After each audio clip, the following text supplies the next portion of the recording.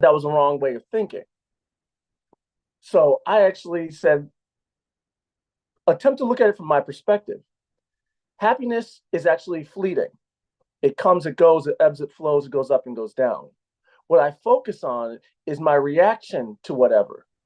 And when I actually have a positive reaction to whatever happens to me, happiness comes more easily.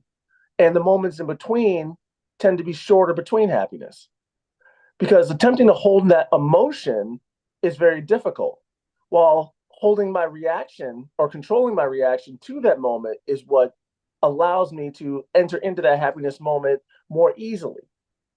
So it's focusing on my own mindset, it's my own actions, and that particular word, actions, not just wishing that something happens, taking the initiative to do what I can to make it happen. Much of what happens is out of my control. But as long as I take control of that portion that is within my control, I can actually get a more preferable outcome. So if we all can just emulate and teach others to do that same emulation, we can find more happiness, and the times in between moments of happiness will certainly be shorter. So keep that in mind. Chris, whatever you want to say, jump in. You can go ahead and take over the reins from there. But while we're waiting for him to get ready, I would just invite others to say or to explain to us what's been going on in their lives and how they maintain their own mindset to get that proper reflection in the world. I am here, my brother. Oh, Thank you. Wonderful introduction. We're going to see how we can also implement that in today's lesson, which is two ways we, I, you, us, the world, steal our own joy. All right? Two ways we steal our own joy. So that's our lesson for today, but we're going to see how we can implement what you just mentioned there about changing yourself, changing the image that is reflected. The only way to change the image that's reflecting back to you is to change yourself, the perception of yourself, the mindset, the state of awareness, whatever you want to call it. You change that, and the rest of the world will reflect the change.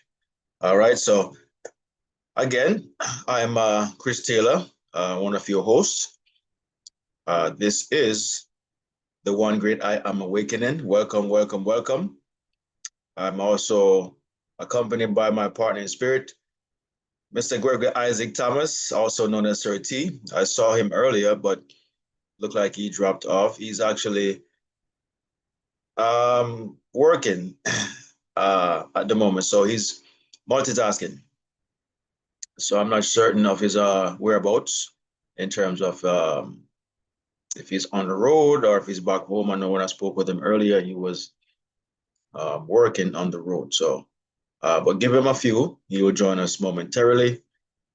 But in the meantime, the show must go on, So want to thank you all for being here. I see we have Mark, Sister Charmin, Sandra, Devon, and of course, Mr. Clifford, Mitchum, and Janice, as always, the frequent flyers, you guys have a lot of miles. I'm sure it will take you, to higher heights, the miles being, the more you frequent this, these broadcasts, these lessons, the higher your consciousness is going to become, the more in depth you're going to become, So I'm sure you guys are already seeing, feeling, sensing, experiencing, and even projecting those new awareness of being, the new knowledge, the things that you didn't once know, but now you know, or didn't once understand, but now you understand it. So wonderful, wonderful, wonderful to know that, changes are taking place inward, and when change comes inward, it must also, come outward. So let's look forward to that. And again, reiterate today's topic, the two ways we steal our own joy. So I have a very, very, very, very short video to exemplify that. It's from Neville in his own voice. So I'm going to play that and we're going to come back. I probably will play it twice because it's short and just want to, make sure you understand his point of view or reference where he's coming from. All right, so let's go back. Let's go into that now. And we're going to come right back to give our spin or revelation on it and try to, see how it relates to our own lives. We know our own transgressions, our own setbacks, our own misunderstandings and whatnot. And we can, recognize that in today's lesson and start working on fixing it going forward. So here we are. This is a Never Guided video or audio, and it is titled Two Thieves, as in the two things or the two ways we steal our own joy. Let's take a listen and we'll be right back.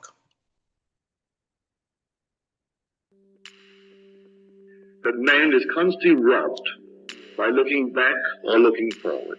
He is so concerned about what he did and what he is going to do, what he formerly encountered and what he hopes to encounter, and he omits the everlasting present, which is I am. So Christ defines himself as I am the way, I am the truth, I am the light, I am the bread of heaven, I am the true vine, I am the resurrection, all present. But man goes back and thinks of him as something past and hope to meet him sometime in the future. And it's ever present. He only is in the present. So man is robbed by two thieves that he walks with all day long because Christ is crucified here in the present. I have been crucified. I am crucified with Christ. And it is not I who live, but Christ who lives in me. It's present. And his name is Jesus, is I am.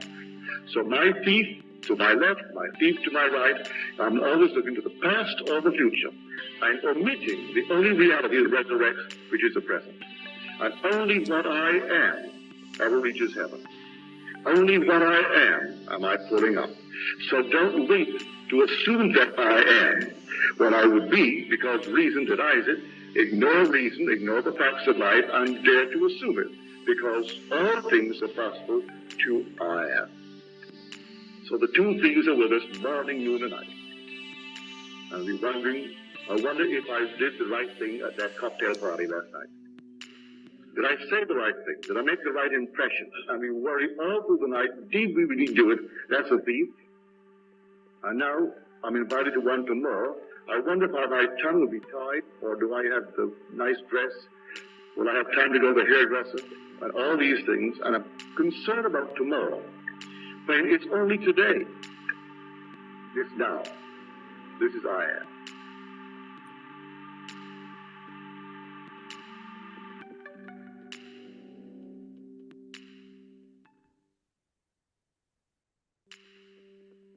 That man is constantly robbed by looking back or looking forward.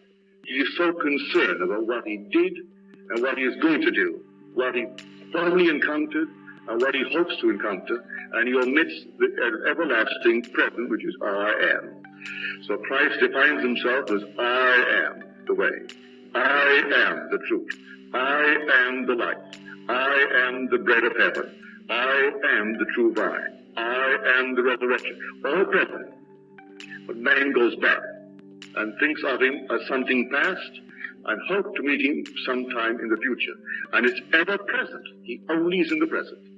So man is robbed by two thieves that he walks with all day long because Christ is crucified here in the present. I have been crucified. I am crucified with Christ. And it is not I who live, but Christ who lives in me. It's present. And his name is Jesus, is I am. So my thief to my left, my thief to my right, I'm always looking to the past or the future. I'm omitting the only reality that resurrects, which is the present. And only what I am ever reaches heaven. Only what I am I pulling up. So don't wait to assume that I am what I would be, because reason denies it. Ignore reason, ignore the facts of life, and dare to assume it, because all things are possible to I am. So the two things are with us morning, noon, and night. I'll be wondering, I wonder if I did the right thing at that cocktail party last night. Did I say the right thing? Did I make the right impression? I mean, worry all through the night. Did we really do it? That's a thief. And now I'm invited to one tomorrow. I wonder if my tongue will be tied, or do I have the nice dress? Will I have time to go to the hairdresser? And all these things. And I'm concerned about tomorrow. But it's only today. It's now. This is I am.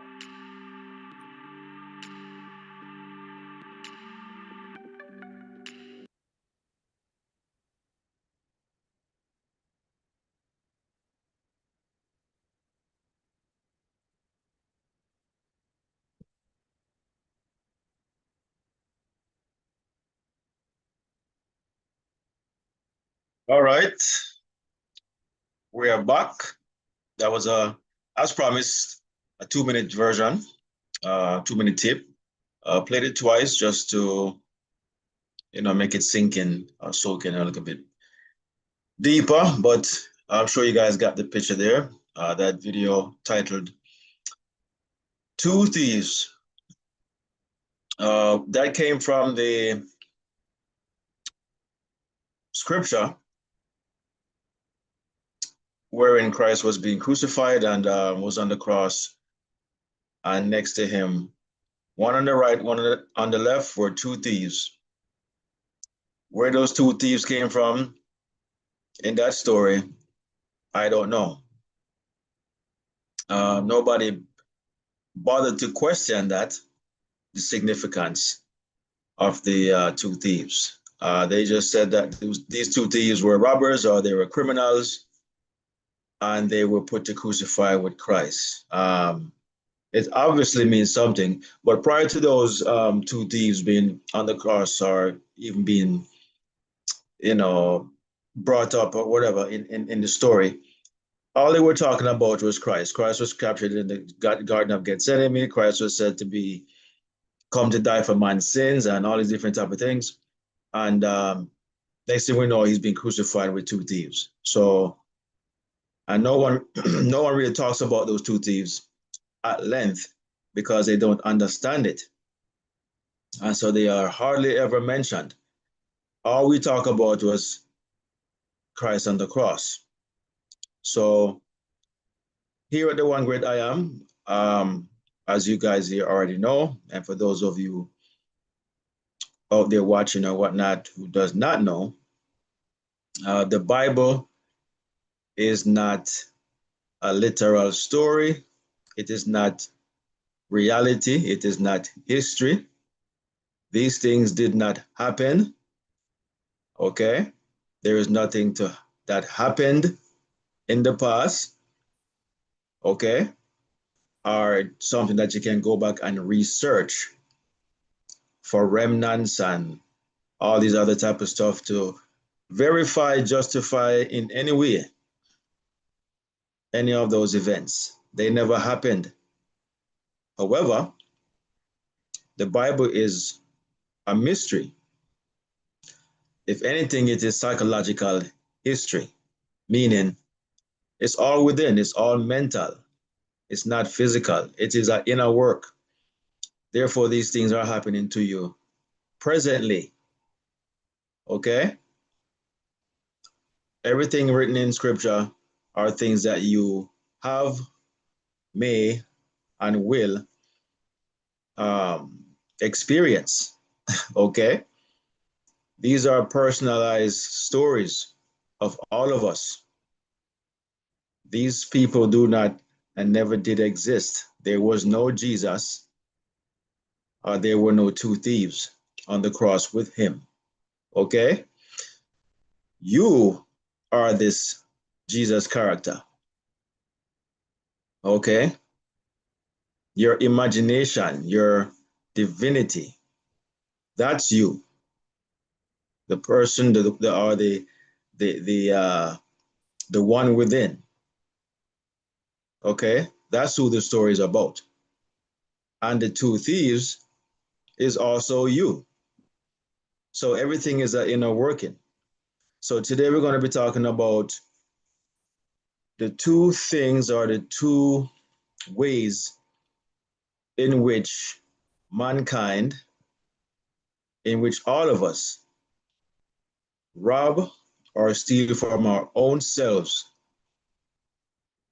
our own inner joy, because of lack of understanding, ignorance, are just miseducation for the most part, because we misinterpret scriptures and take it for history and not for what it really, really is. It's a book about you. Reverend, I call it a book of mind science. And that's really what it is. I see Sir T just popped back in. I'm not sure if he's available to introduce himself, say a word or two, or if he's still wrapped up in work. I know he said he was wrapped up. Still busy in the street doing some work, Sir Chris, but I'm listening. I'm listening in. All right, brother. Okay. So Sir T is here, but multitasking, but definitely will chime in when he gets a chance. So just setting the stage, guys, with this story and this lesson for today.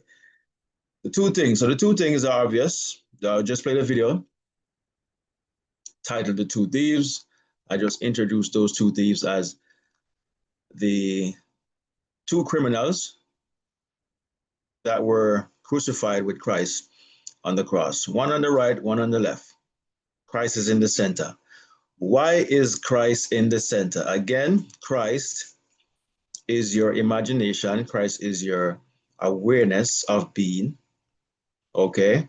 Your divinity, your divine self. All right? The creative aspect of you is always centered, always in the midst, always in the middle, always centered. Cannot be anywhere else. However, we have the two thieves, one on the right, one on the left. Obviously, these are not in the center. They are on either side. And when you take either side, you're going to be out of sort. You're going to be out of the center. You are always supposed to remain centered or within, present. So another word for center is present or middle, or right now, the present moment. But the minute we go to the left, we are going in the past or backwards. Left is also behind or below. And right is you're taking yourself away from the present again, but you're going now into the future, or you're going ahead of yourself, or you're going up too high away from being centered. Okay? So therefore, if you can just learn what these two thieves do and what they are, you would understand that you should remain always present, always centered. The past is what we used to, for the most part, judge, judge ourselves.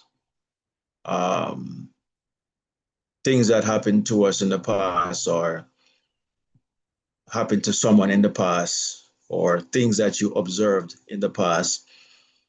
And they're usually something that does not define who you are, because you're not defined by your past or your future. However, we use these things that happen to define who we are. And when we do that, we take ourselves in that direction. And you remember the story of Lot's wife when she was told to leave behind Sodom and Gomorrah. Sodom and Gomorrah is a symbolic representation of your past, you know? And she was told that if she did look back, that she would be frozen, you know, in a pillar of salt. Now, people, we haven't found that pillar of salt yet. We haven't found that person who was frozen yet till this day. So clearly it is symbolic. It wasn't a statue or anyone who actually froze. This is your mind, you know, which is supposed to be centered, has the ability, the capability to look behind. Okay? So your mind has this power, this ability to move in any direction you want it to. But you are reminded, encouraged to always be centered. But because the mind has that ability, you go off into holding on to things that you should let go. And so that's what she was doing. And she was frozen because she looked back. You're supposed to leave that foolishness behind you. And she was told to, you know, ascend, go ahead, go above the rejection, go above the regrets, go above the failures and whatnot. And don't let that be, you know, where you dwell, your dwelling place. You have to leave that dwelling place behind and go much higher. And she chose to look back frozen and was frozen in a pillar of salt. Now, salt represents preservative or just to preserve. So it is saying there that if you look back in the past, you're going to um, repeat. You're going to live always in that moment because you are setting yourself up for the same thing that happened then again. You're reliving the same thing. I mean, we have people that go through things like that. That I've had people said to me, why these things keep happening to me? Why do I always this? Why do I always that? And it's because they don't realize that they are doing it to themselves. They think it's just bad luck, wrong place at the wrong time. It's just their, what I'm saying, no, just their fate, you know. This is what they came here for, and this and that and the third. They don't understand that they're the ones who are doing it to themselves. They're in some way either feeling down on themselves, they're feeling unaccomplished, they feel worthless,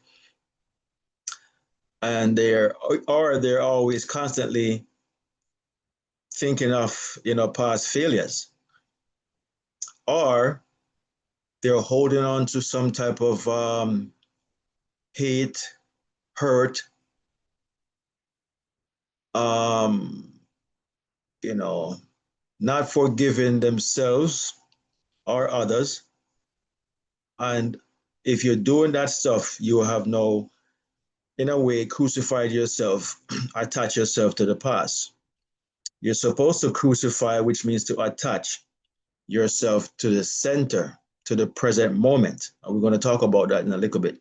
But going back in the past, uh, primarily, we always, for some reason, as human beings, we go back to a negative past. We don't go back into the joyful. It's like them say, um, you might have out of 100 times, you might have a brilliant, you know, an exciting moment, but that 1 minute or that 1 hour, that one day or whatever it was, 1 month or 1 year, in some cases, that things didn't go right for you, you somehow hold on to that moment more so than the ones that were happy, blissful, and stuff like that. I don't know why we do that, you know, but nonetheless, we have more happy moments than we do unhappy, but we hold on to the unhappy moments more than we do the happy. It's almost like, the happy moments, we just enjoy that for the time being, but for whatever reason, we don't hold on to that, because we've already had the experience. And maybe, just maybe, because we had that one or a few disappointments, we are still trying to wonder how it could have been better, or wish it was better, wish that didn't happen, or why did this happen? Or, why did it happen to me and not him or her or them? We have all these hangups on that one moment, trying to write it, and it's already in the past. That's what I call it, the past. You have gone in front of it. The past is something that's behind you, but we're still reaching behind, holding on to the past. And when you do that, my friends, you're only going to repeat or relive. If you reverse your car, don't you go back to where it was? It's not going to go forward. It's going to go back to where you just passed. And if you stop the car, it stops right where you were, only to revisit, relive, the thing that you had already experienced. So the idea is to not make the past, especially something that's negative, perpetuate. It cannot be perpetual. It has to be something that you learn from, not relive. The past is supposed to be a learning experience, a learning moment. When Einstein was inventing the light bulb and stuff like that, it was said that he failed 10,000 times, maybe an exaggeration. It doesn't mean necessarily 10,000, but it's just symbolic to tell you that it was many times. And the Bible writes like that, exaggerating numbers to illustrate something that is important, And but how did he discover the light bulb? Not from holding on to the failures, but from learning from them by saying, "Oh, so it won't work that way," rather than saying, "I wonder why it never worked that way," or "I thought it would have worked that way," or "I'm so foolish, I'm so dumb." I know that, Mr. Sunshine, but we have to speak from what the common thread to make it make sense what I'm saying here. Um, and so he didn't get down on himself by saying, "Boy, you know, I'm so foolish, and look how many times I've tried already and it hasn't happened. Let me go back to attempt number one to see what could I have done better there." And you are now on attempt 10,000. You should look at, as if you're learning or watching or paying attention, you will see that there's a thread of what I call it now, of progression. You've progressed every time. You haven't succeeded yet in the actual aim to create the light bulb, but you are making progress. But people fail to look at the progress. We look at the failures. We look at the inequities. We don't see that this is a process. When you're creating or doing anything that you've never done, it's not at the snap of a finger. Perish that thought that you're going to create something or invent something or experience something just immediately like that. Everything has a gestational period. So in inventing the light bulb, all those many failures they were just gestational periods. And when the right moment came, which was, maybe say as an example, attempt number 10,001, that was the right moment.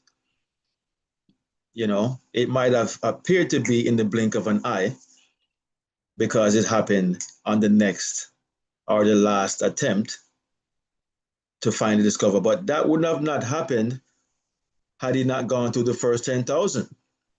It's not possible. He had to go through that process of the 10,000 failed attempts. But they're not failed attempts as we've been taught, as we know it. These are just progressions. These are just processes, a process in which things must go through in order to be birthed, you know, in order to be realized. You cannot do it unless you go through the process. So you have to, that's what they say, you have to have consistency or sustained, um, you know, so process of elimination, exactly. Sustained trials, you know, you have to sustain the effort. You cannot just do it once in a while or do it yesterday and then wait till next week to try again or wait till next year to try again. It's something that you have to do daily or hourly, whatever it takes, depending on how serious you are about finding the solution to whatever problem that you're experiencing. And it requires discipline. Discipline is the first and most important aspect of doing anything, you know. So any inventor out there who's had invented anything, whether it be the airplane, the radio, telephone, cell phone, they had to be disciplined in order to continue because they failed so many times. And understanding that you're going to fail, that is a part of the process, is also the next important thing.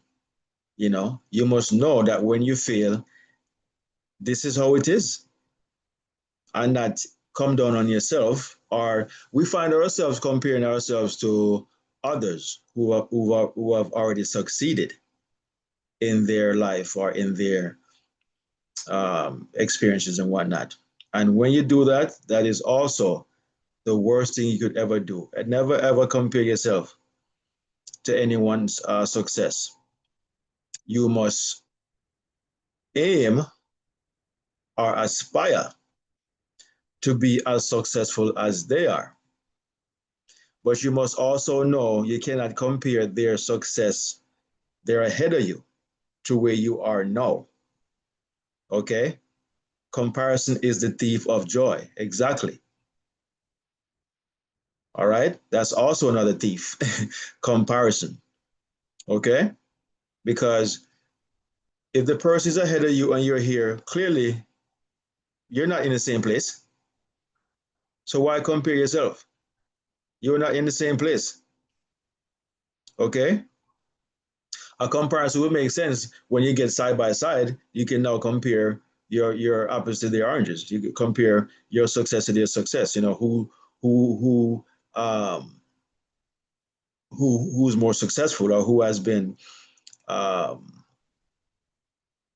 you know, successful the longest and whatnot. You understand? But to be behind the person and saying, "Why am I here and they're there?" Clearly, you did not make the steps that they took. In order to get to where they are, you have to make the same steps, but never compare how they did it to yourself. Yeah, exactly. 1,000 days of effort to your 1 day of is foolishness. You know, clearly, rightly stated, Sir Clifford. You know, they've taken 1,000 steps to your one, so you cannot compare that. Okay, it has to be something that you recognize off the bat that you cannot in any way be comparing yourself to anyone who is already in a place where you desire to be, and questioning yourself, why aren't you there? You have to then take an inventory to see, okay, I'm not there because I have not done the legwork. I have not made the effort or the same effort. But you cannot say the person is better than you. You have the same abilities, capabilities as that person does, but you just have not done the work. So the first thing you have to do is be disciplined, and next thing you have to do is to be aware that this is a process. Okay, a process of elimination, as Sir Clifford said earlier.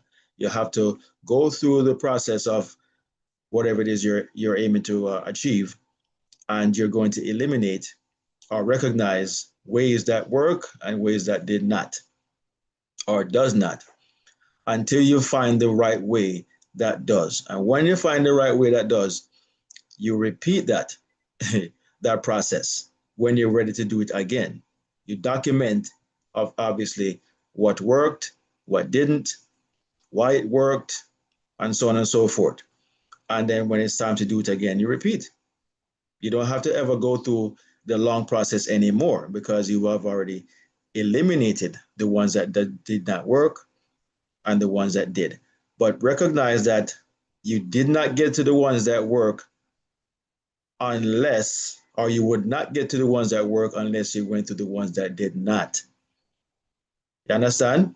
That is the process. We have to recognize that and stop coming down on ourselves. We are always ignorant in anything we are attempting to do for the first time.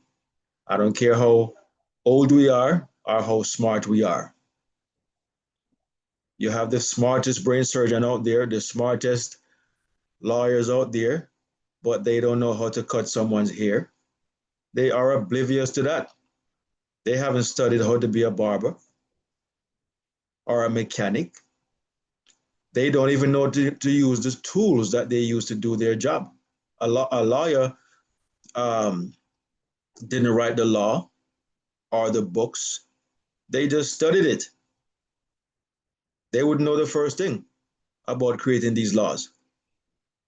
But they've studied, over the years to make themselves wise. But they did not initiate that. They don't know how to make or build the courthouse that they're in. They're not masons or carpenters. Everybody is smart or bright in their own profession or knowledge. But you cannot compare yourself to each other because everyone is doing what they're proficient in and great at. And it all works out um, to be great for everyone. It's a network. So going back in the past and comparing yourself to others or to worse, even your own failures is a no-no. So don't go back in the past, especially in the negative or the discouraging parts of your past. Learn from them. Find out why this happened and what you did to get out of it. And just realize that where you are presently now is because of all the decisions that you have made in the past. You're always going to be where you are now based on all of your previous choices or decisions. And then if wherever you are presently now, if it's not in the right place or state that you desire to be in, then you make different decisions or choices. That's why it's important to learn from your decisions, from your um, choices that you made, okay, rather than holding on to them. Only learn from them, never hold on to it. And as far as the future, so think about this now. You guys remember the story, um, and I always like to tell the story with Neville Goddard. Very, very brilliant depiction of you know assumptions. Okay,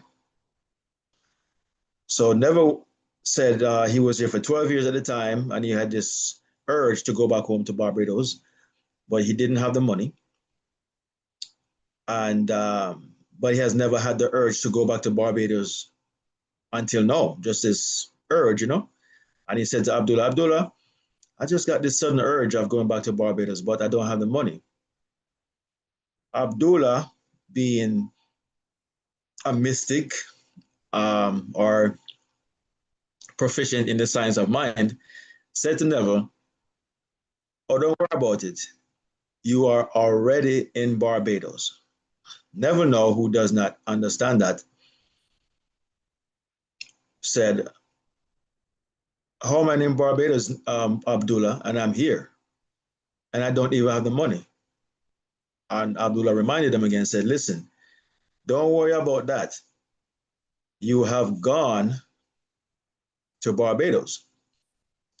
So how was never to understand that? He would never understand it because we've been taught to look at the past, you know, and to look ahead in the future as to where you want to be. And when you look in the future, you're going to also look at your current situation and says if they don't match up, because the future never really matches up the present. Okay. In other words, if you say, you know, you hope to get married, you know, 2 years from now, but you don't have a partner, then it doesn't match up. And so you're going to use the current time now. You're going to use your present situation and say, well, the future is not going to work because I don't have anybody. Because you won't be able to see how you're going to meet this person. You won't see it. Okay, you're going to use past experiences to say, boy, you know, I've met this person before and it didn't work out after 2 weeks or 2 months or 2 years. So you're going to be judgmental. I know you don't see how you're going to meet this person, you know, going forward. Okay, especially if you've had many failed relationships. So when you're looking in the future now, you use the past to judge the future. So you see why it's deadly or not good to look in the past or look in the future, because you're going to relate the two. You're going to say, well, this happened before, so it's going to happen again. Or my present situation right now is not conducive to my desire for the future. So therefore, I have to wait and see, or I have to, um, you know, leave it in the hands of the Lord. And we say all these different things, not understanding that we are our own hindrance, we're our own demise. So, but back to the story, we never said this to Abdullah. Abdullah was speaking to him in a way to tell Never to stay present, to stay centered. He said, you are already in Barbados. What is he telling him? That he's there presently, right now. But it would not make sense to the average mind because you cannot fathom that or correlate to that. How could I be presently somewhere when I'm here? And what never was being taught was that the mind has this ability to put itself anywhere right now, even when you're in this area or this position or whatever the case may be, whether it be you don't have a job, you don't have money, you don't have you know, anything going on for you right now, but your mind can still put yourself in the position mentally wherein you desire to be or to have. Okay, and so never was being taught to stay in Barbados, not in New York. What is he telling them? If you want to be in Barbados and not in New York, you have to stay in Barbados, and you have to stay in Barbados right now. As you're presently in this moment, as you're presently here with me, you know, Abdullah, Neville, stay in Barbados. And so when Neville was questioning Abdullah, Abdullah, in order to protect Neville from himself, because you are your own worst enemy, Neville, Abdullah slammed the door in Neville's face as an indication that the conversation is over.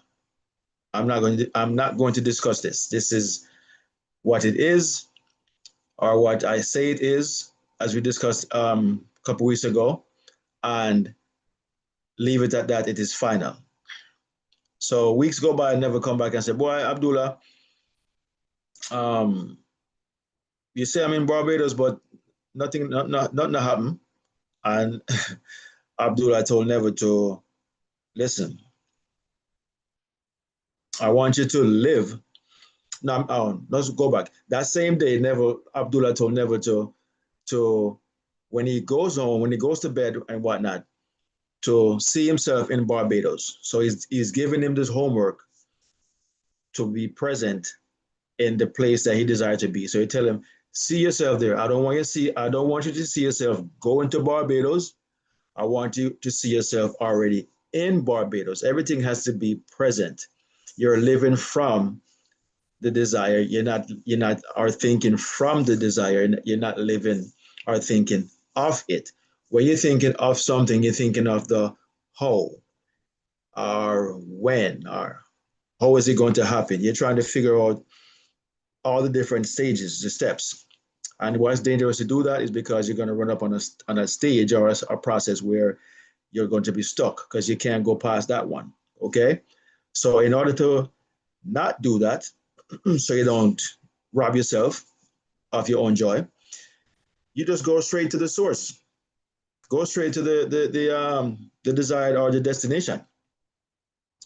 And don't worry about the how. There's a greater side of you that will figure that out.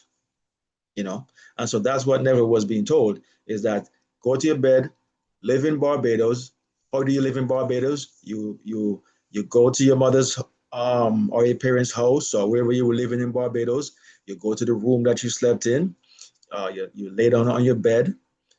You sit down, around the dining room table. You sit in the sofa. You watch TV. You go in the backyard. You go fishing, whatever you used to do in Barbados. When you go to Barbados in your mind, in your imagination, you live in that state, okay? And then you fall asleep. And so he told him that, Never said he went home and did it. A couple weeks passed, nothing happened. And it was like to Abdullah. Abdullah did exactly what you said to do, and nothing happened yet. It's been weeks. What's going on? Abdullah slammed the door in his face again because he is now going back to his past. Here he is, past meditation, imagination, what he had done, and he's questioning why hasn't it happened yet. So he's not staying present as he's supposed to be. He's only going back to, well, I did the inner work, I did the meditation, I did the imagination, and nothing has happened yet. And so for him not to steal his own joy, Abdullah did not want to hear it. Abdullah said, look, it's final. Do not discuss it with me. As a matter of fact, Never said, I don't think he saw Abdullah after that moment. He said he hadn't seen Abdullah again. Okay, because Abdullah made himself scarce, I presume, because sometimes that's what you have to do to people who are robbing themselves. Sometimes they want you to call them to talk about all their shortcomings and this and that and the third, and the best thing to do is just don't do it because unless you're doing uh, instructions, on how to continue the work or do it. But if they're going to have any shortcomings, any hangups, any questioning, any doubts, any fears, and stuff like that, you do not want to talk with them because they're going to be going right and then going back left or going forward and going backwards. So you're only supposed to discuss the end in mind and not any shortcomings, any hangups, any hindrance of any kind. And so after Never, I think weeks went by and Never got a letter from his brother asking him to come home for the family reunion. And all expenses were already paid and stuff like that. And oh yeah, he did see Abdullah again because he went to Abdullah and told Abdullah that he got the invitation and that he is going to Barbados, but the ticket was not first class, because Barbados, because Neville also was, Abdullah also told Neville that not only did you went to Barbados, you know, um, you went to Barbados first class, you know. So Abdullah taught Neville two things in that process. He told him that he was already in Barbados presently, and he also said you went, as to indicate it is a past occurrence. It has already happened. Okay, that's where Neville came up with his grandfather, I believe, talked about. I remember when we did a topic on that some weeks ago. I remember when this was an empty lot. You know, so you're presently now. You're living in the present moment, seeing the lot as being occupied, presently occupied, and you remember when it was empty. Okay, and so these are other ways to trick the mind in feel as if this happened. Exactly, faith. Okay, it's a feeling as if something has already happened. So Neville was taught that the thing has already happened. You went to Barbados, and he also taught him that he's already in Barbados to show him, illustrate to him to be present, be centered, be in the now, the moment of now. Don't let your body or your physical surroundings trap you into thinking that you are only present here. You are present anywhere in mind. Okay? The body it can only be present in one place at one time. But the mind is far more dynamic than that and can be present anywhere. Not just something that's going to happen is only when the mind is there or in the past or whatever. The mind is present anytime. If you go back in the past, your mind is present there. And this is why you relive your past. Because wherever you're present in terms of your body or your location, you're going to bring the past to it because your mind is always present. Your mind does not know past and future. All it knows is no. Okay, so wherever it goes, that's where the mind always is. That's why it's important to live centered in what you desire to experience. No. Okay. So anyhow, he told him I got my ticket. I'm going first class. I mean, I'm going second. I think it was third class. And he said, "Who told you you went to Barbados third class? You went to Barbados and you went first class." And it so happened that down the road, Neville did end up going first class because when he went back to Abdullah and talking about his going third class, Abdullah shut the door in his face once more, didn't want to hear it, always protected Neville, said, "Listen, you went first class in this final. I don't want to hear another word." And he left Neville. Neville never saw him again. Um, when Neville went to the ship to travel, he was told, "Mr. Goddard, guess what? Um, we have a cancellation and it's in first class, and therefore you'll be able to travel to Barbados first class." And, you know, I never right there and then really now start really understanding why Abdullah was being so, I would say, uh, was shunning him so much because he did not want him to steal his own joy. As we're discussing today, the two thieves that steal our own joy, because what Never would have been doing, he would have been saying, "But I don't see how that is going to happen. My brother only bought third class, and I don't have the money to buy it to upgrade to first class." So you would have been robbing yourself thinking about the future. You would have been writing the future because that's what we do. We presently write the future in the present moment. Whatever we're thinking right now, you're writing what's going to happen. In order to not do that, Never Abdullah told him, "Listen, you are already in Barbados, and a matter of fact, you went there first class. Just stay in that moment. Stop wondering how it's going to happen because your present moment never lined up with the future. It never is. Okay? Because it's not like we're not talking about somebody who is rich, wealthy, whatever, and decides, I'm going to go to Barbados in 2 weeks. This guy is not wondering how he's going to get to Barbados, or this lady is not wondering how she's going to get to Barbados. She already knows how. She got the funds, she got the resources. We're talking about doing something that you have never done and cannot see or imagine the way in which it's going to be done. So therefore, you cannot talk about the future because you're going to steal the way from your own self. You're going to disregard. You're going to go, so what I'm saying, one step forward and many steps backwards. That's what you're going to do looking into the future, because you're going to step ahead and you're going to see impediments and you're going to say, oh no, that not going to happen. How is that even going to happen? I don't see any way. And so you're writing the way in which it's not going to happen unknowingly. Don't realize that you're writing, you're putting the very hindrance that don't even exist. This is all just assumption.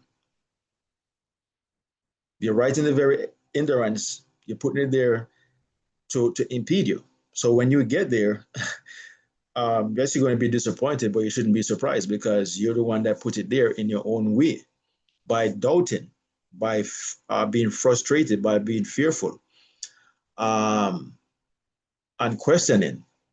As I'm saying, what am I say? Don't question God. This is the way in which it really means to not question God, which is the subconscious mind. Don't question your subconscious mind or your superconscious mind as to how something is going to happen, because the superconscious slash subconscious knows, is the mind of wisdom. It already knows the way. The way has already happened. Just like Abdullah says, you are already there. You are in this place. Okay? Do not concentrate on the difficulties. Concentrate only on being in that moment, that place of being, that state of awareness, that everything is what you say it is. We had that discussion some weeks ago. Everything is what you say it is. So if you're saying it's not going to happen, you are still saying it is what you say it is. And that's exactly what's going to happen, because you don't understand that you are the source. Okay, the one that's thinking, the one that's speaking, feeling, that you are the source. So you're writing in a way, psychologically and spiritually, you're unbecomings and don't even know it. You're adding and taking away at the same time. That's why scripture tell you, do not add to the word of God and do not take away from the word of God. That's what Abdullah was doing. Abdullah told Neville, you are in Barbados. Here goes Neville, taken away from it by saying, well, how am I there and I'm here? You are taken away from your very statement that you are somewhere by now doubting. And then, how was he adding to the word? When Abdullah told him you went first class, and he's now saying, um, that's not going to happen. I don't see how it's going to happen. You know what? I'm just going to settle for third class. That's you adding to the word. That means you're going back and you are reconstructing your original desire, statement, and settling for less. You know, you are adding to the word. You are saying, you know what? This is going to be difficult. I cannot see how it's going to happen, because we normally go after something more, or with more desire, with more passion, when we are almost certain, if not certain, that it's possible to do. But the things that we see to be impossible, not going to go after it with any passion, any force, any intensity. We're just going to kind of see how it goes, or wait and see, or wing it, or hope and pray, and all these different things to make ourselves feel comfortable in some way, that, this difficult desire, difficult challenge that we see ahead of us, um, we don't see how it's going to happen, but we're hoping that it happens. And when we realize that there are some challenges that arise, or that's on its way, we start to renegotiate. So, well, I didn't really want to buy that house anyways. It was too big, or too far, or too um, expensive, and we have all these different hang-ups or excuses, and so now we just settle for less. We dumb down our desire and say, what, this is going to be easier for me to get. I don't want it anymore. So you've now added to the word, of God, which is your word. Your original statement is your word. So never was being protected from adding to his word, his original desire to go to Barbados. And he said, I don't see how I'm going to get there. I'm just going to settle for where I'm at. I'm going to stay here in New York. It's not going to happen. I don't see the way. And so you do not want to do that. So you want to stay centered. You want to stay focused on only the desire at hand, and bypass, overlook, put on your blinders, as it would say, from all the impediments.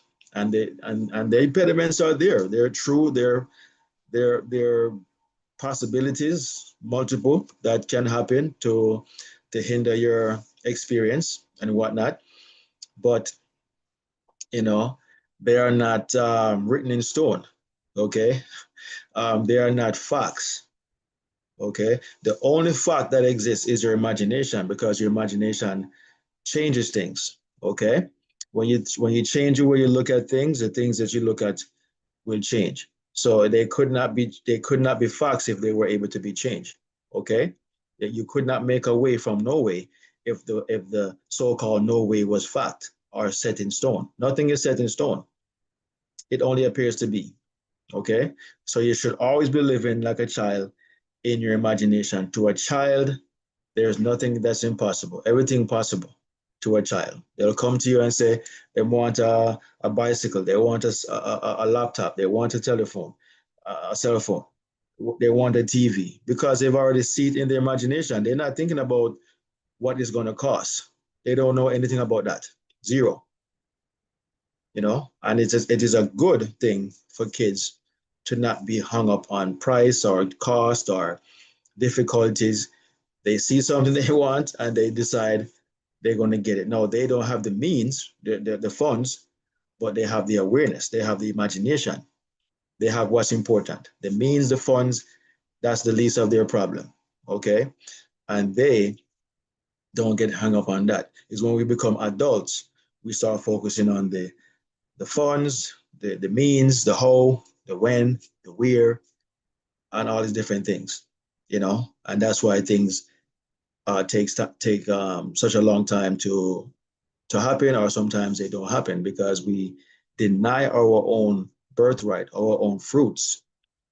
We have denied them, So, uh, but that story right there exemplifies this topic for today, where Neville finally found himself after 12 years. Interestingly, 12 years, 12 disciples, to go back to Barbados, and you know, um, I think he stayed there for some time, maybe several months, with his family. And a desire that he never had before, it finally came down upon him. He didn't have the funds, didn't have the way, but he had the mindset, he had the mentality, he had the imagination, he had all that he needed, the source, to uh, use the source to garner the way in which it's going to happen. And once Never did that exercise and it worked, you could never stop him going forward. He was able to use that at all times in his life, to acquire this and to acquire that. And that's what Never taught. Never taught to use the law of assumption. That's what Abdullah was teaching him, to assume that is presently there now. The assumption should always be used as in the thing is happening right now. Never assume, because we use assumption always, but we use it wrongly. Never assume that it is not going to or it is difficult to. And we do that because we know our current situation. That's why we assume that way, because we know we don't have the money, we don't have the education, we don't have the means or whatever. So we assume there are going to be issues. But when you assume all is well, you're going to come off to your own self as a mad person, as you know, unrealistic, they would say. Because you would tell somebody, one day I'm going to travel to Paris, or one day I'm going to, marry, that person or that person, or one day I'm going to start this amazing business, and whatever that may be. And people who know you will tell you, I don't see how that's going to happen. We've seen where you've never been in business before, or your relationships never work out, after 2 months, 2 weeks, sometime several days, you and this person don't work out. So we don't see how you're going to ever get married. So people will tell you these things because they know you. All right. They know you. Scripture, Jesus encouraged people, um, do this and do that, but don't tell anyone, because he's telling you that if you tell anyone, your faith is going to be struck down. Okay, you're going to lose your faith because you're going or your motivation.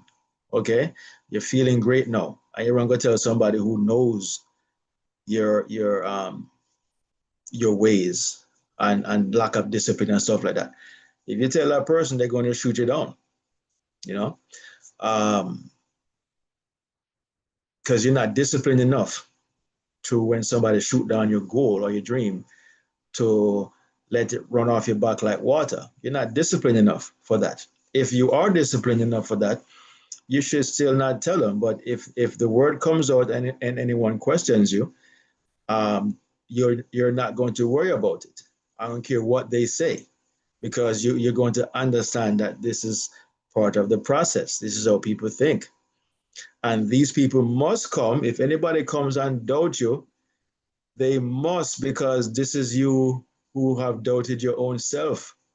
These people are just playing their part. This is another thing that we have to understand, that people come to play their part that you've already written within your own mind. You are the author of your own book, author of your own life, author of your own movie. You are a screenwriter, playwright. You are Shakespeare, okay? Writing plays and stuff like that. And somebody must come to act them out, okay? Because that's how you think, that's how you imagine, that's how you worry and fret and wishy-washy and stuff like that. So you have to understand that when people do come, it is not them necessarily being mean or discouraging. It is them reminding you of the way you think, or used to think. These are programs, subconscious programs, that comes around to confront you when they do come, because you may not think like that anymore. However, the subconscious programs are there. And so let's just say, for example, you no longer think, fearful and scared and worried and whatnot. You chase after your desires. But I don't care who you are or how much you've grown and mentally and this and that third. When a desire comes up or a challenge comes up or whatever it is that comes up, um, those old programs are going to come right at the forefront. Okay, when you say something to yourself, um, I want to change my job. I deserve more pay than what I'm getting, and you say that to yourself. Now you start to say, man, but look at the times. Look at what's going on right now. Look at, the current situation or the state of the world or the state of the country. These things are going to come to your forefront, and then our program is going to come and say, yeah, you're right. You should be careful about that. Maybe you should wait, till another time, because these programs were written over the years, whether from you were a child, young adult, or grown adult or whatever. And these are thoughts that you've always had when it was time to make a change. We don't like change. And so when it's time for you to change something, these questions are going to come up. You're going to compare yourself to someone else who, you see, this guy left. I know he can't find a job. He's been home for 30 days now.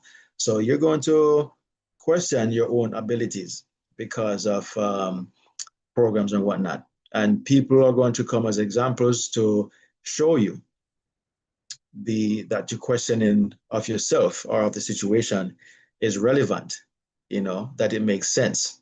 And your subconscious does these things to protect you, because you could make a unwise decision. That's why they say you should make what do you call it? You should make you should think or before you leap or stuff like that, or make a decide, where you are. Look at the outcome. Is it going to work out? You're analyzing the decision before you make it, which is wise.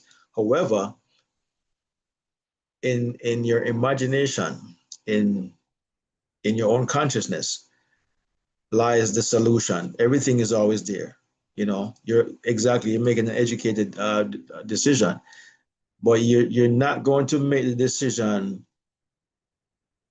um, to say, well, I'm not going to do it because of what I see, all the impediments. You're not going to make that decision to not do it. You're just going to recognize that these things are there. And they're there, and it's true, but they're not facts. So know if it's something that you really desire to do, you're going to recognize those things. They're true. The state of the country is not in a good state right now. Jobs are laying people off, people are being fired, people going out of business. All these things are true. But you have to live in the moment, live in Barbados, live in the moment that you desire to experience. Okay? Then wait, as Never would say. So to make an uneducated decision, you would just initially just jump, and say, okay, I'm just going to do this and do that. And then you're going to find yourself living in regret.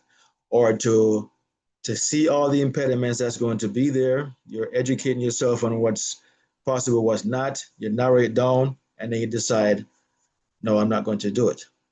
So those two ways are going to kill your dream.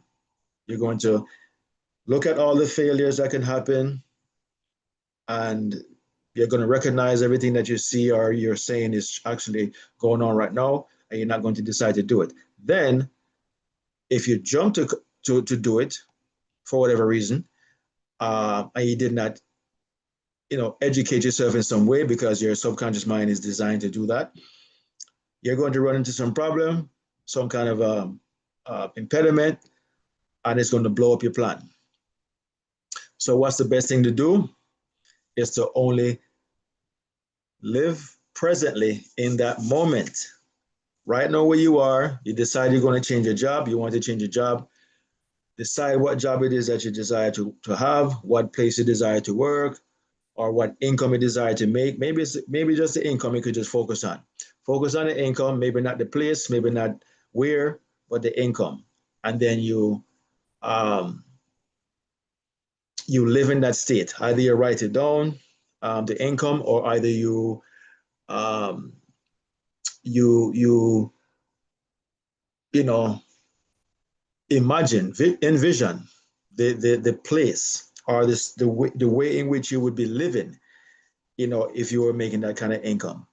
And then you just believe it. You go into the Sabbath, you rest. You don't forget about it. You're still living there. You're in that moment, but you're not worrying about it. You're not concerned about it.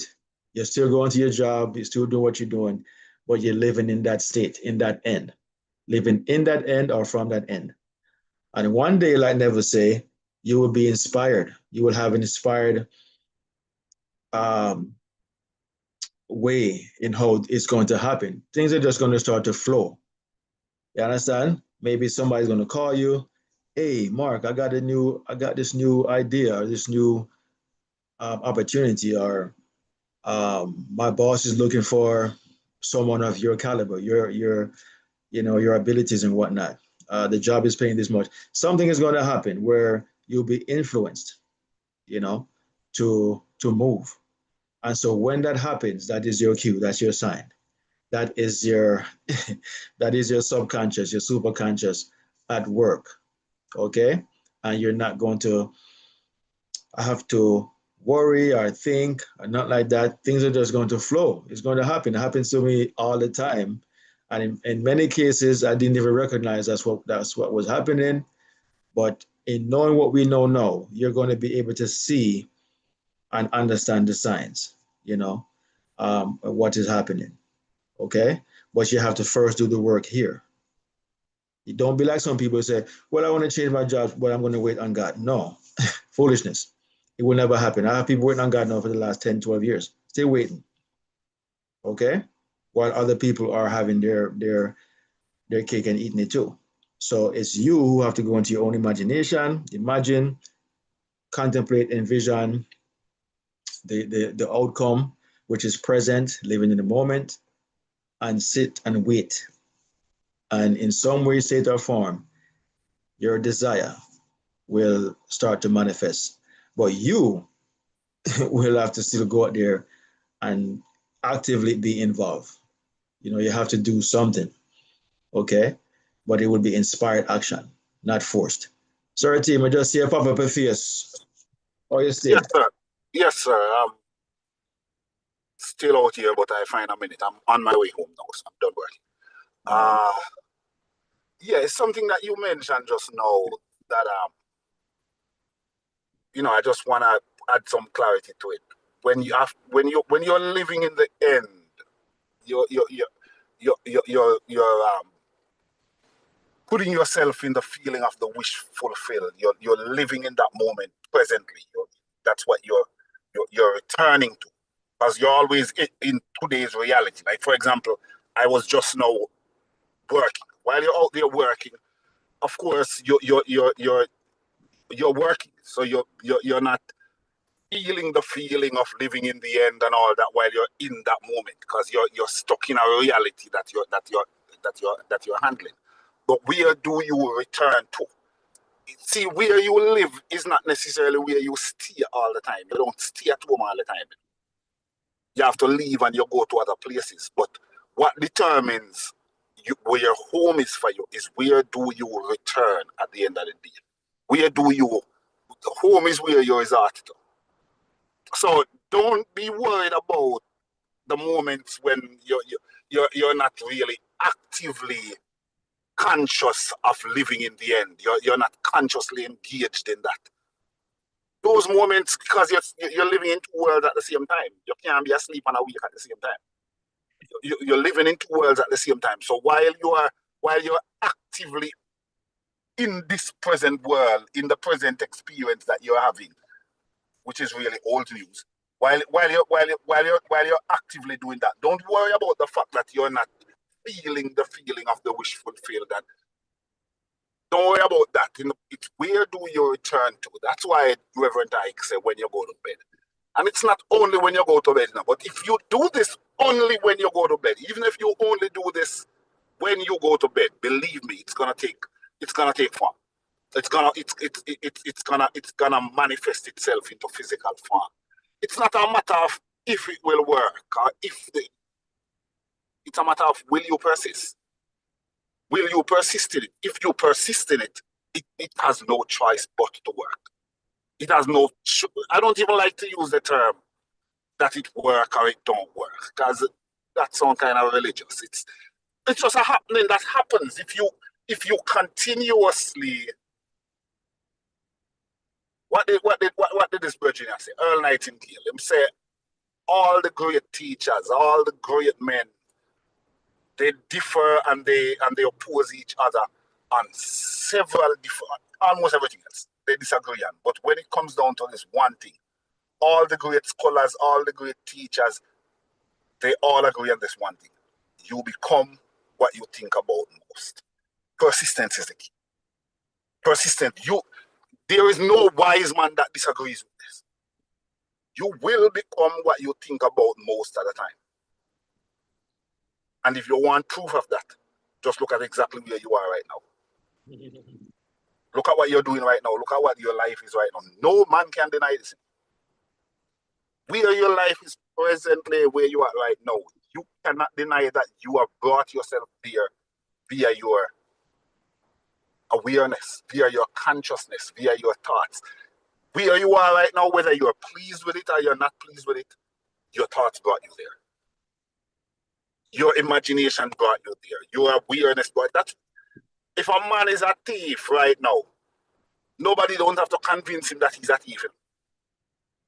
He's fully aware that he's a thief, and I'll tell you what, he was aware of being a thief before he became one. He didn't become aware of being a thief because he's a thief. No. He was aware, he started thinking about how he go take something. He thought about it before he did it. And he thought about it long and hard before he started doing it. So he was aware of being a thief before he ever stolen it. You don't have to convince him that he's a rich man. Do you have to convince a rich man that he's rich? No. He knows that he's rich. And he was aware of being rich before the money came. As a matter of fact, it was his awareness of being rich that brought the money in the first place. So wherever you're at, whether you like it, whether you're proud of it or not, a lot of what going on in my life right now, I'm not proud of it, I don't like it. But I can't deny that I'm the one who brought myself here. I could never deny that. I'm too awakened right now to deny that. I know that I brought myself here. That's important.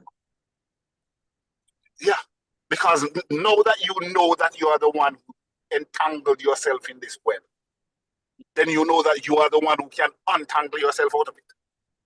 If you think that it was life and it's unfairness and all of this bad luck and all kind of garbage that brought you here, then you're going to be looking for a genie to take you out of it. And there is no genie.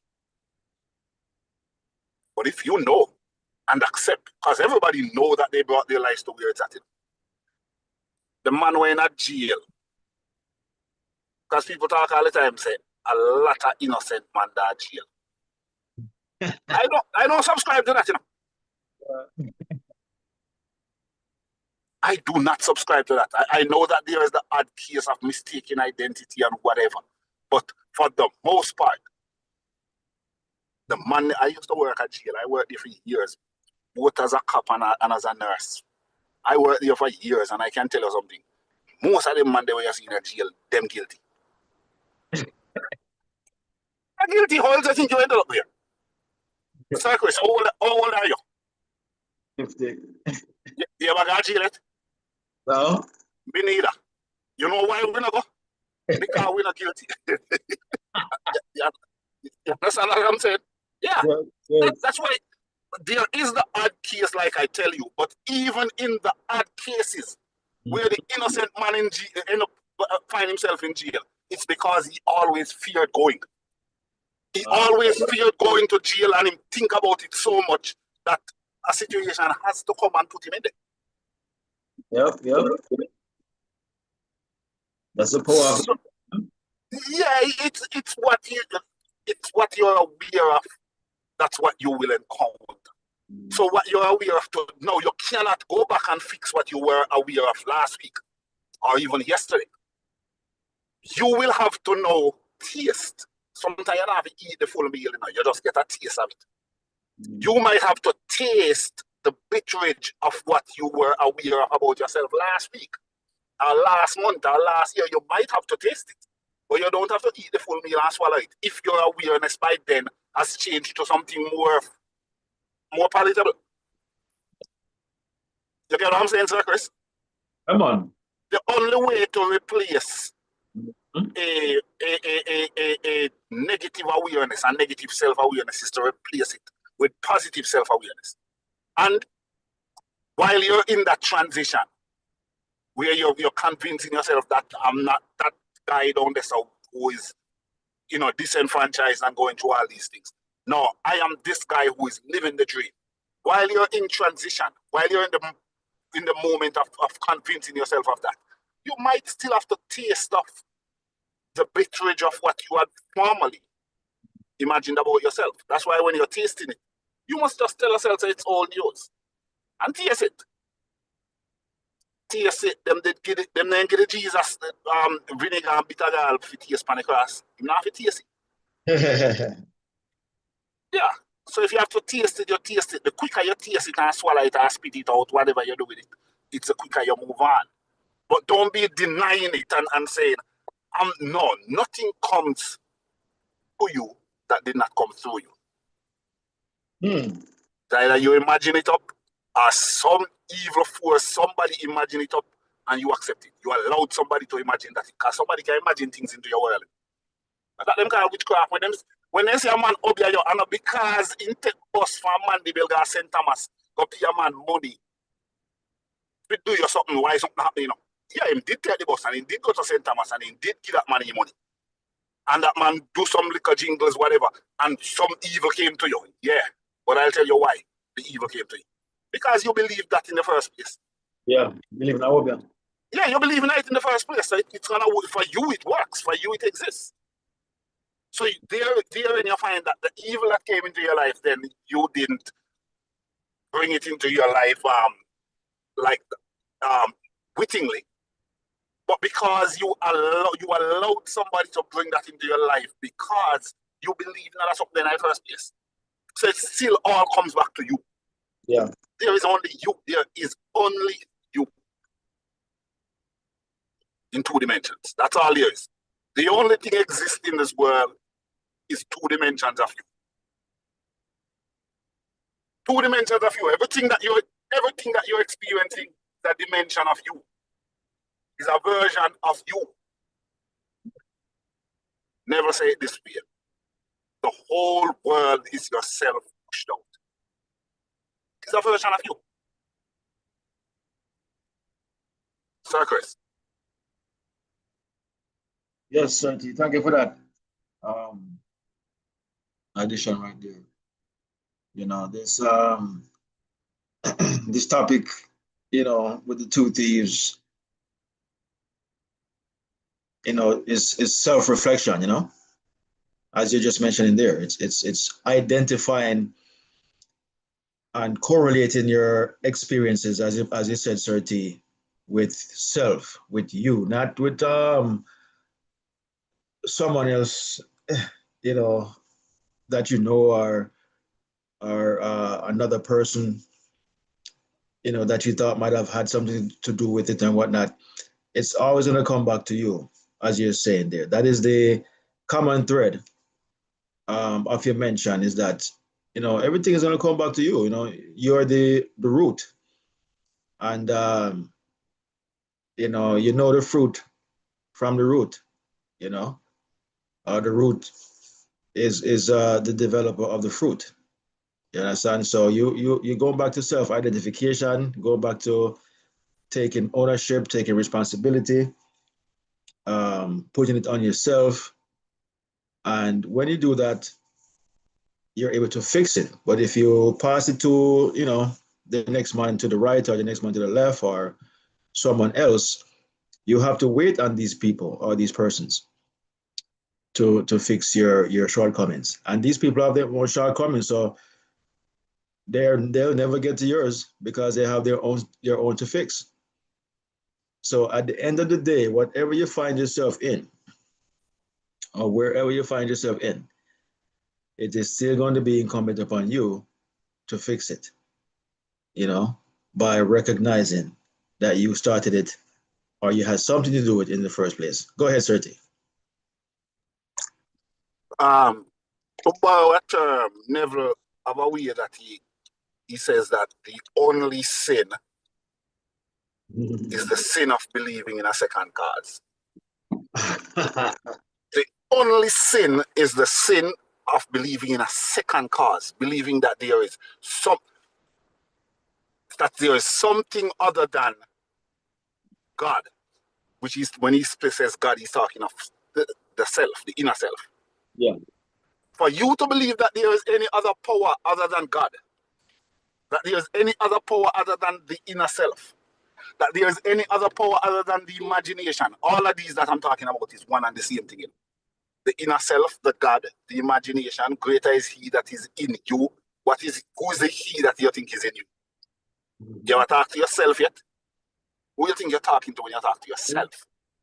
You're talking to the he that, have you ever met yourself? You ever seen it? You've never seen him. You've never seen him.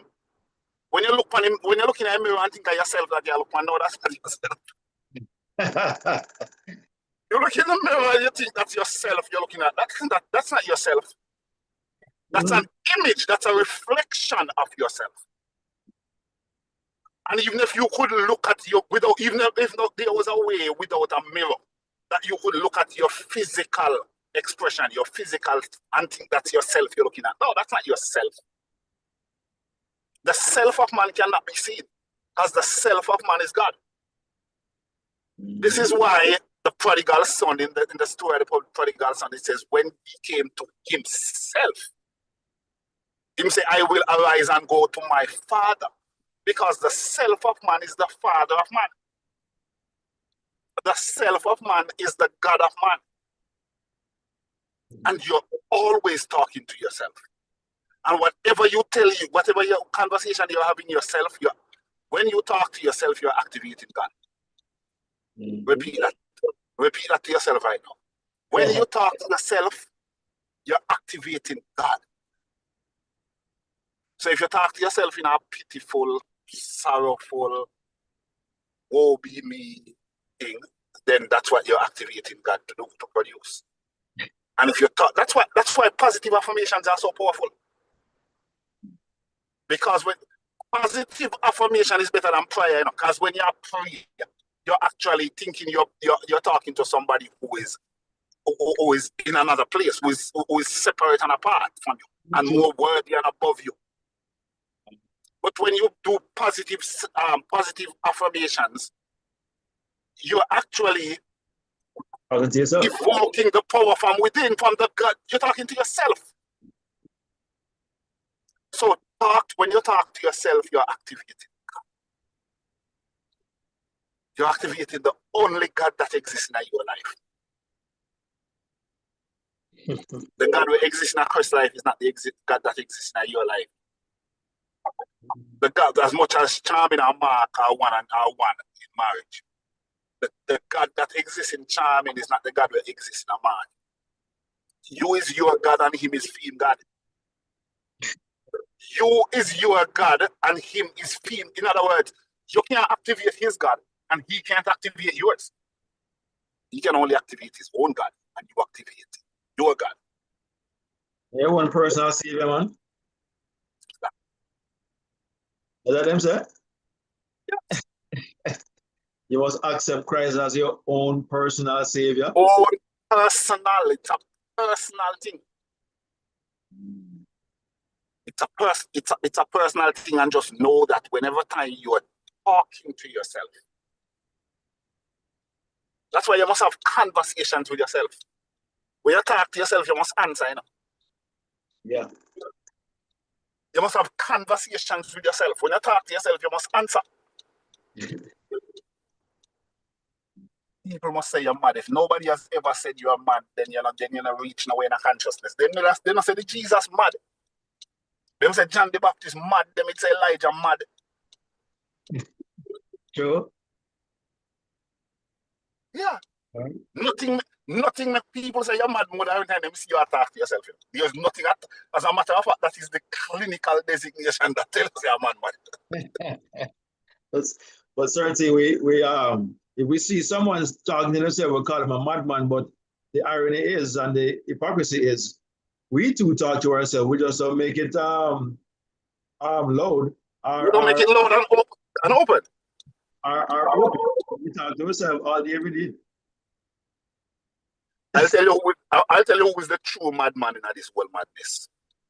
If you're gonna say people who talk to themselves mad. Yeah. The true madman is the people who is praying to a God and think there is a God hearing them when them don't realize they themselves the matter. You are the true madman, because now you're talking to yourself and don't even know say yourself you're that. At least the madman on the roadside, was down on the roadside talking to himself. You know, say himself matter to, at least he knows that. Yes. The real madman is the man who is talking to himself and don't realize himself matter to him, think he matter to another being. Yeah, So all just know. doing is what I'm saying. You're thinking out loud. Thinking out loud. Thinking out loud. Make yourself the God. Do this. Make yourself everything that you've ever imagined of God in the sky. Who will the imagination? But make yourself the God. And answer the prayer them the way you wish him would I did answer it all these years when you had prayed to him and he didn't answer. You answer it now. You know how you answer your own prayers? Visualization, imagination, and catching the feeling. That's how you answer your own prayer. The man who is in prison, locked up, all he must see is 4 walls and some iron bar. If he starts to imagine himself free for long enough and keep persisting in it, before long he's gonna catch the feeling of freedom. He's gonna feel so free when he don't even care if they're not let him out of there. Right? That's how much him feel free. That's when they're gonna be compelled to let you out. You know, when you get to the point where you don't even want to come out. You're so free within that what the outer man is experiencing don't even matter to you no more. That is when they're gonna be compelled to release the outer man. That's when they have to release Barabbas. Yes. So that's the level. That's the level of inner living that we are striving for here at the One Great I Am. It might sound, when you listen to me answer, because it might sound like, well, the man, they sound like they are perfected it. No, at least me know what it do. At least that's all. You know, the only difference between me and you is at least I know what to do. Now I still have to get up and do it. And knowing what to do does not help you one bit. Will you do it? 2 different things that. Yeah, man. Don't be a hero of the word, be a doer of the word. Will you do it? That was a good reminder, Sir T. Don't be a hero only, you know, because most of the time that's what you do is you hear the word and you know, hear and know, you know, but you don't do. But you don't do. And you will only benefit by doing, by hearing and knowing. You don't benefit from that. Mm-mm. Will you do it? Yeah, will you do it? Will you do it enough? Will you persist in doing it? That's the word. Persist in doing it.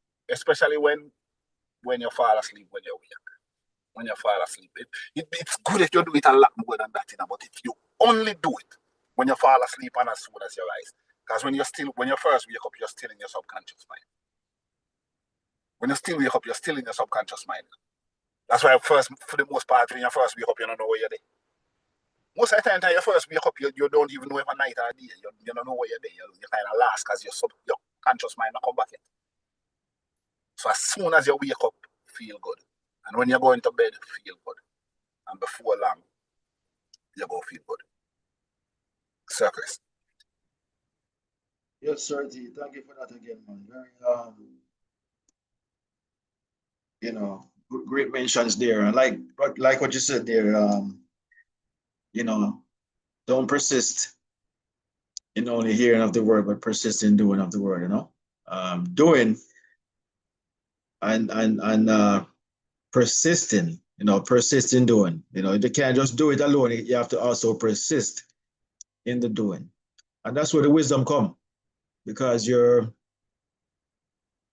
persistent action or persistent doing, lead to wisdom, because you're as mentioned before with Edison and the light bulb, that was persistent action, persistent doing.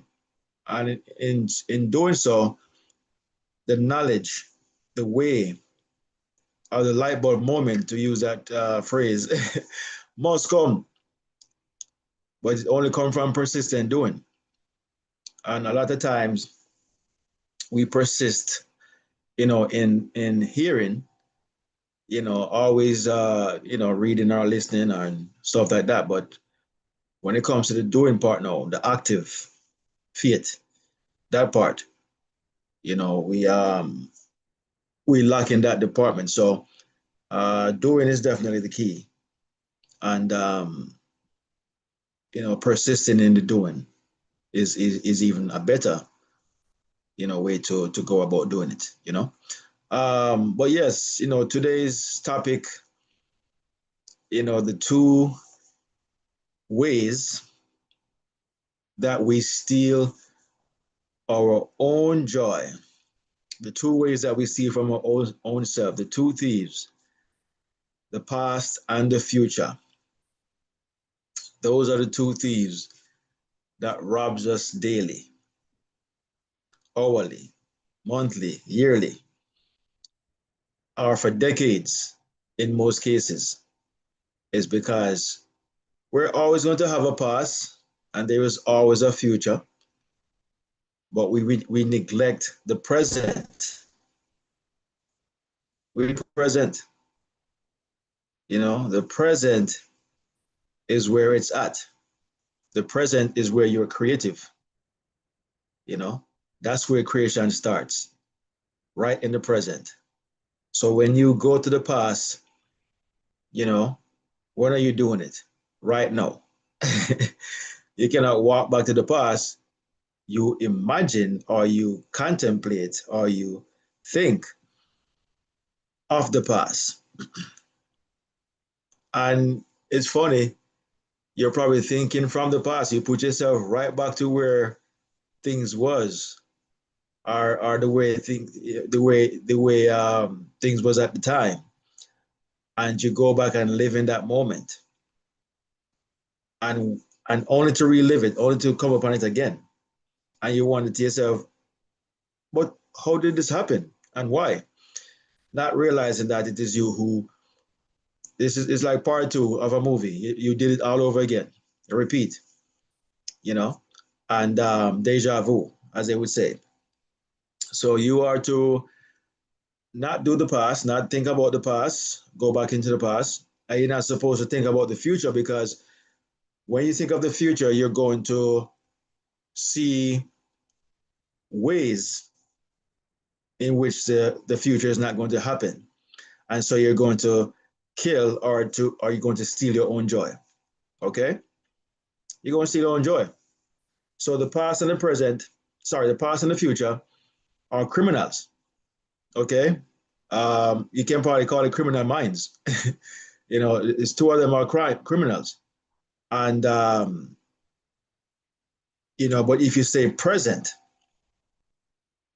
without adhering to any negatives, either in the past or the future, stay present. How do you stay present? Whatever it is that you desire to experience or to have. Reverend, I say to be, to do, and to have. Because to first do, you have to first be. To be, to do. Once you're being something, you're going to do it. And once you do it, you're going to have it. That's why he speaks like that. To be, to do, and to have. Once you stay presently in that moment, okay, the present is a gift. That's what they call it, a present. All right? That's what they call a gift, a present, and vice versa. Okay? But once you are present, it's a gift to yourself, as Sir T just says. You're giving yourself a gift. Okay? It's a gift. It is a gift come from the word give. you're giving yourself something to behold, something to experience. And the time that you're giving it to yourself, which is now, you must understand that it is already happened. It happened right now.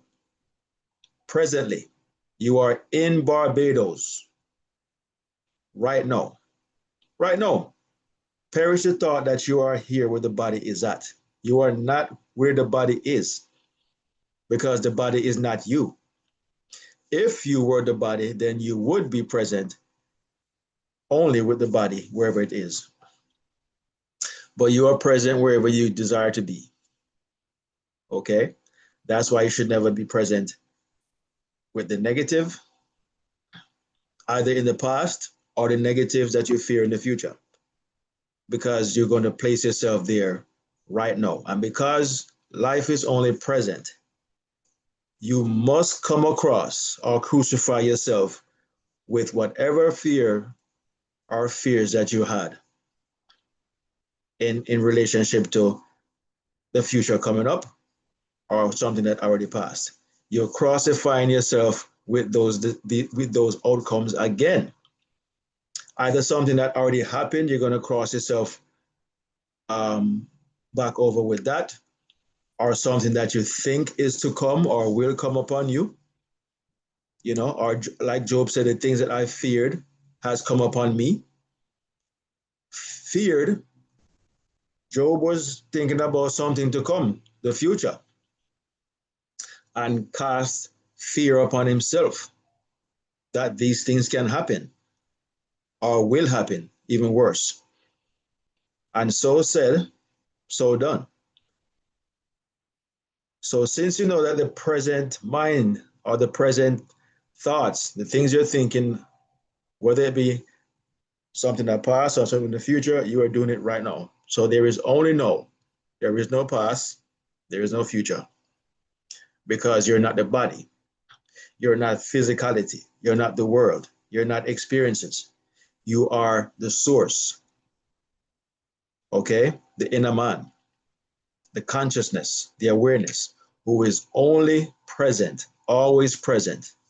Okay? No beginning, no end. Right now, whatever you think, you have crossed yourself on that pathway. You have put yourself on that path. So since that's the case, only think about, or as I would say, righteousness, okay? Right thinking, the right way, okay? Only think of the things that you desire to have. It's almost like putting a gun to your head or putting a gun to someone's head. Either way, if you pull the trigger, the gun is designed to go off, okay? So don't put the gun to your head because it doesn't know where it's pointing. It's designed to go off when you press the trigger, not designed to go off based on who you point it at. It has no idea of where it's pointing to towards you or someone else or no one at all. It doesn't know that. It's powerless in that regard. The only power it have is to work, whether you do it right or wrong. So do it the right way. The power is impartial. You have to be, that's why you have a conscious mind. You understand? The conscious mind is to define, your present moment, how you desire it to be. Okay? That's why you have the conscious mind. It is the defined mind, the mind that defines your present desire. Okay? But you can use it corruptly. You can use it in a way to hinder yourself. You can tell yourself this is not going to happen because you're conscious of the hang-ups or the hindrance. You should never use your conscious mind in that way. The only purpose of the conscious mind is to define your desire. That's it. You're giving it a definite purpose. Now, the ways in which it's going to happen, you leave that up to a greater mind, which is the subconscious, the greater mind of the two. Okay? Leave it up to that part of the mind. that nature of the mind will figure it out. The conscious mind has no ability to do that. Zero. Because it's only going to see, if it cannot see the way it's going to happen, it's going to be fearful of how it's going to happen. And once you have these things, fear and doubt, and worry and frustration, as Sir T would, as Reverend Ike would say, you're going to negate your desire. So only live in the moment that the thing is. It is what you say it is. Live in that moment, the present moment, and the thieves, past and future, can never rob you. Crucify yourself only to the present. Release Barabbas.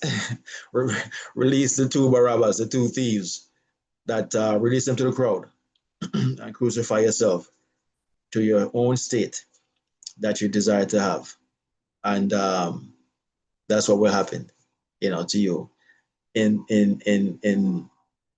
any day now, any week now, any month now, any year now, if it's even that's how long it takes. It does not matter. You're still going to live presently as if it's already happened. Sir T, you have any final words before we close out?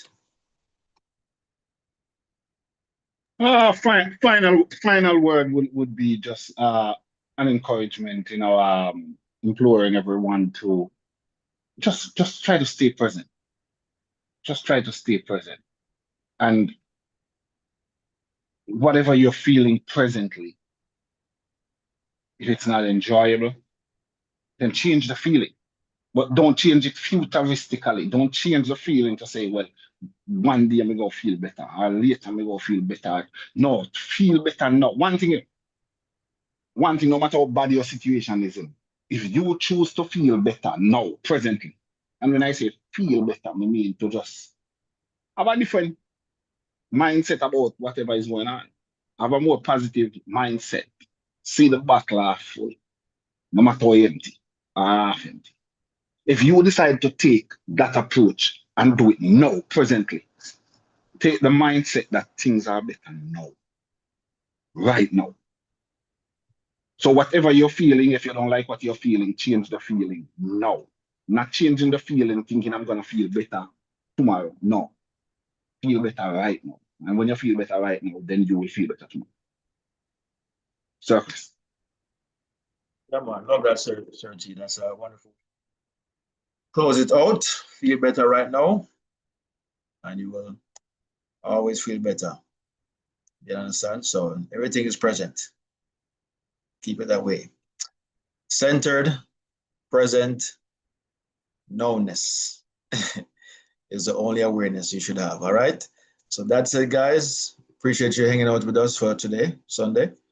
And I'm looking forward to next week again. We'll be right back to do it again with another wonderful and eventful title or lesson, to keep us elevating our mind even to higher heights. All right. So love you guys. Stay blessed. Happy Sunday.